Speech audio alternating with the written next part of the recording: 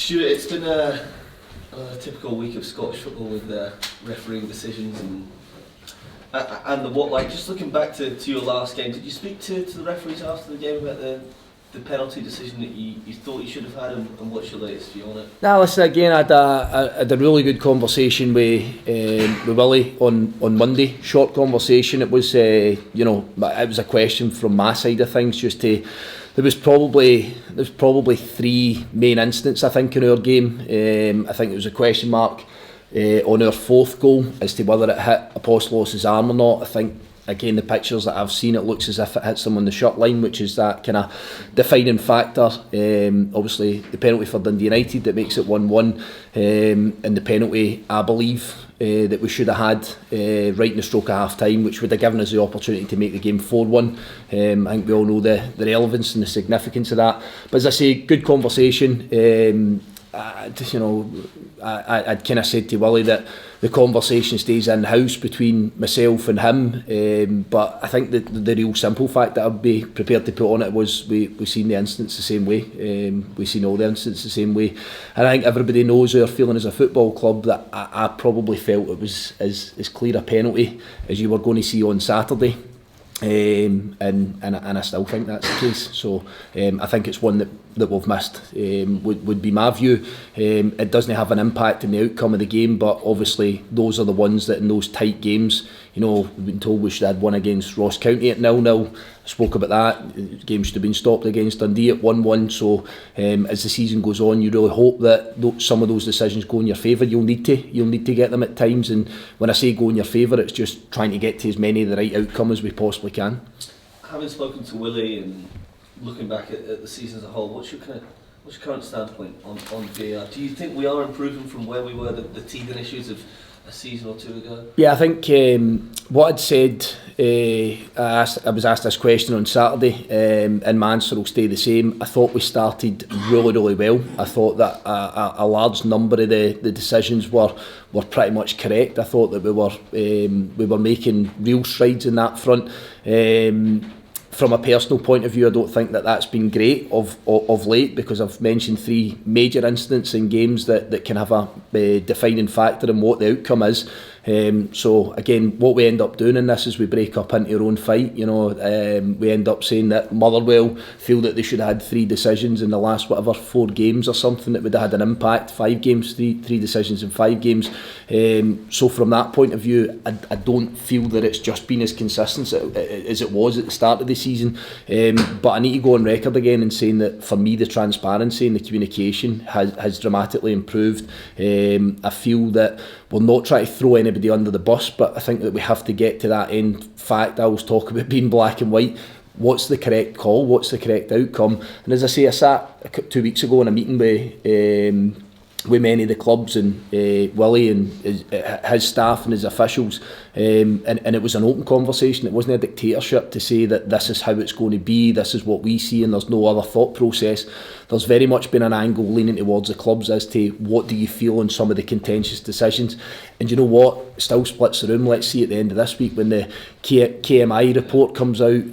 But if we relate it back to the Seddon incident, which I'm sure will be in there, I would be stunned if that doesn't come out as a 5-0 in favour of it should have been a penalty kick. So relating to ourselves, but overall, I think where we had to start was better communication, better understanding from both parties, from both sides, and I feel that that's the direction that we're travelling in just now.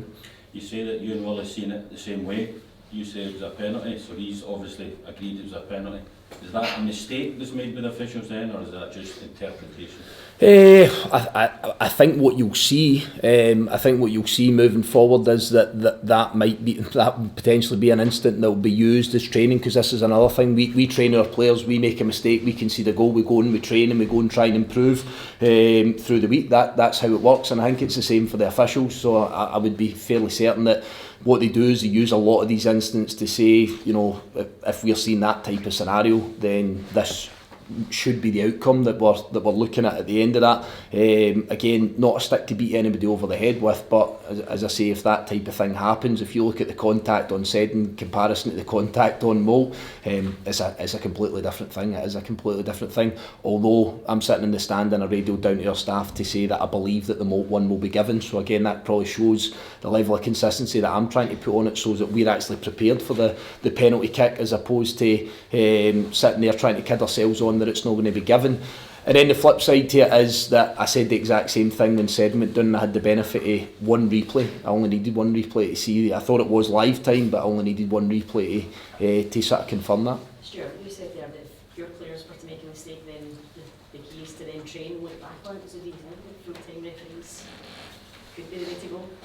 Again, this is only a personal opinion, and this will vary, but my personal opinion's always been that it's not so much in the full-time element. It's about understanding what we see, and I always talk about emotional intelligence. So in the heat of the moment, you know, I've heard some of the comms between the officials. There's so many voices, there's so many different things going on, so we know it's not an easy job, we understand that, we get that, but I don't really know if it's on the full-time element. I think it's that continued training. I do think it's that, you know, willingness to communicate with players and with staff during the game.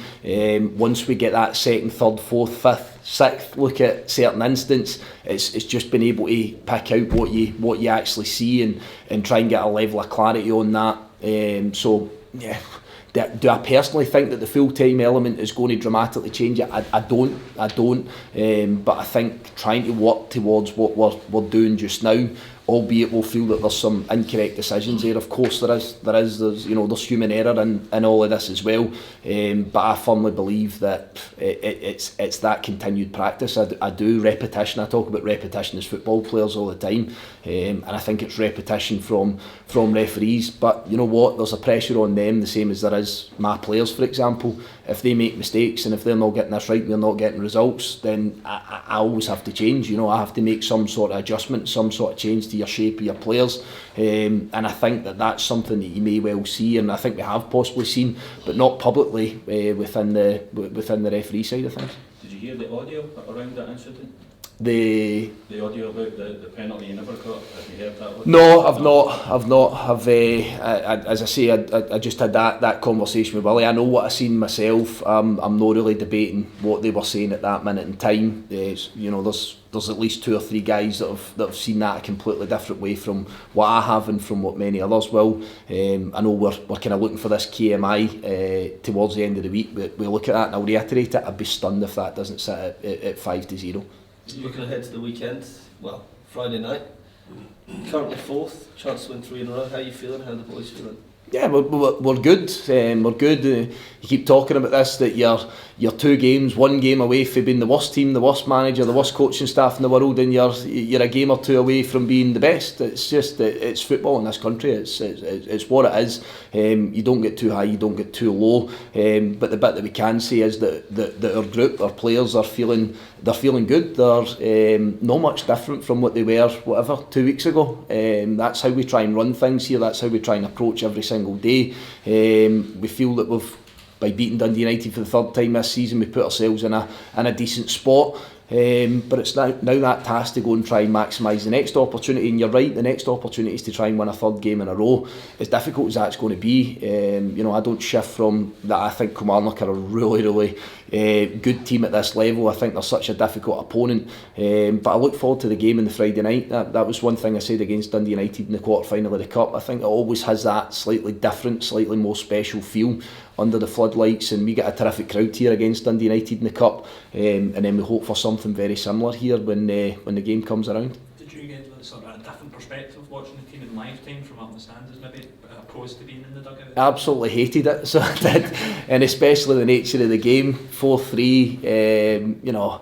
I think as a manager, we're all different, we all act different ways. I'm probably quite an emotional guy, I'm quite a animated guy at times, and sometimes that's a way that you let off your frustrations. That's sometimes the way that you look to try and get your message across. David Clarkson, who was on the other end of the earpiece, to me, I think he's still suffering. I think his ears still burning, because you're so passionate about it. You want your team to do well, you want your people to do well, you want your football club to do well, and that's how I've always been, and I kind of wear my heart on my sleeve, always have done, probably always will do. You'll not change from that. But it was a different experience. You see, of course, you see different elements, and you see a bigger picture, but I look forward to getting back down at the touchline on Friday. And the mood music, maybe, obviously you're saying results maybe haven't changed too drastically, but the mood music can change from very positive to very negative very quickly. How do you shield your players from that, if not always changes in terms of position and all that?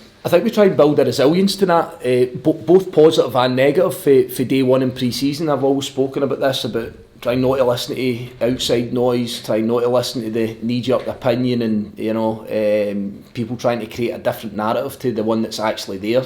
Stare at the facts, look at the facts, and build a picture off of that. Has always been my kind of thought process. So that's not just about today, that's not just about the last couple of weeks. We've got a real tough period, a lot of games coming, it's not going to be through that. I believe you build a resilience to that.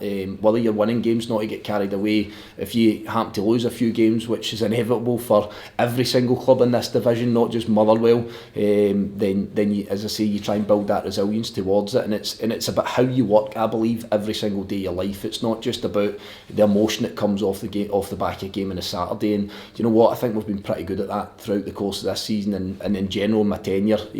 We don't get too high, we don't get too low. You guys hear me after a win when I come in here, I shift on to the next thing, I shift on to the next opportunity that sits in front of you, and I just try and instill that mindset into the players to not over enjoy or not over celebrate, because the next challenge and the next task is just round the corner.